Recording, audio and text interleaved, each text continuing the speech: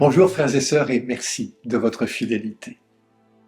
Quand on dit dans les évangiles que Jésus gravit la montagne, c'est d'abord pour dire que Jésus se met à l'écart pour prier son Père.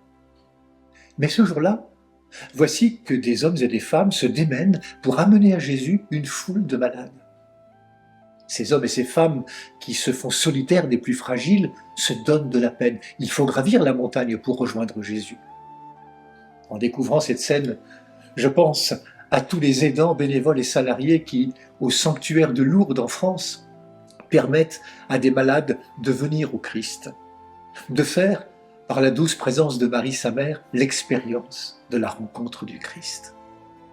Oui, au-delà de toutes ces imperfections, l'humanité est aussi capable de s'organiser pour donner toute leur place aux malades et aux plus fragiles d'entre nous.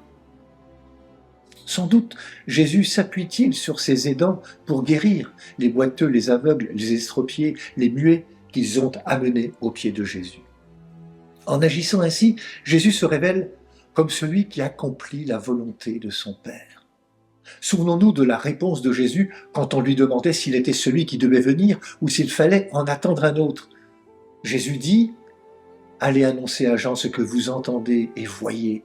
Les aveugles retrouvent la vue, les boiteux marchent, les lépreux sont purifiés, les sourds entendent, les morts ressuscitent et les pauvres reçoivent la bonne nouvelle. » Comment vont réagir les malades guéris? L'Évangile le dit.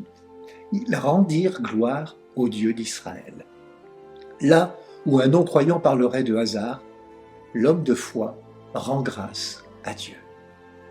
Ces hommes et ces femmes se sont déplacés physiquement grâce à la solidarité humaine et Jésus les déplace intérieurement en leur permettant d'exprimer le fond de leur cœur, le fond de leur pensée, leur foi.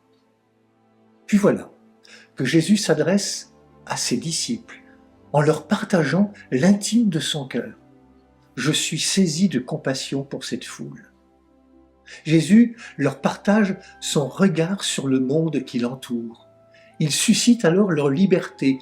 Je ne veux pas les renvoyer à jeun. Ils pourraient défaillir en chemin.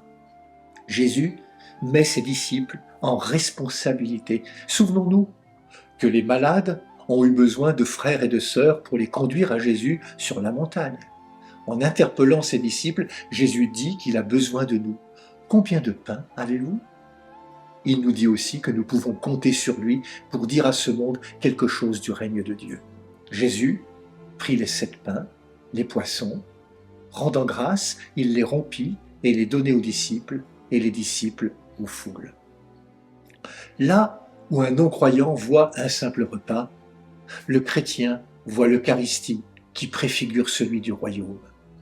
Le pain, symbole de ce dont l'humanité a besoin pour vivre, et le poisson, qui était pour la première Église une image du Christ. Oui, ce rassemblement autour d'un repas partagé où sont imbriqués la vie des hommes et des femmes et la vie de Dieu, disent l'Eucharistie, ce sacrement capable de combler les désirs et de rassasier en abondance tout autant le corps que le cœur. Bonne route vers Noël à toutes et à tous, prenez bien soin de vous et des autres.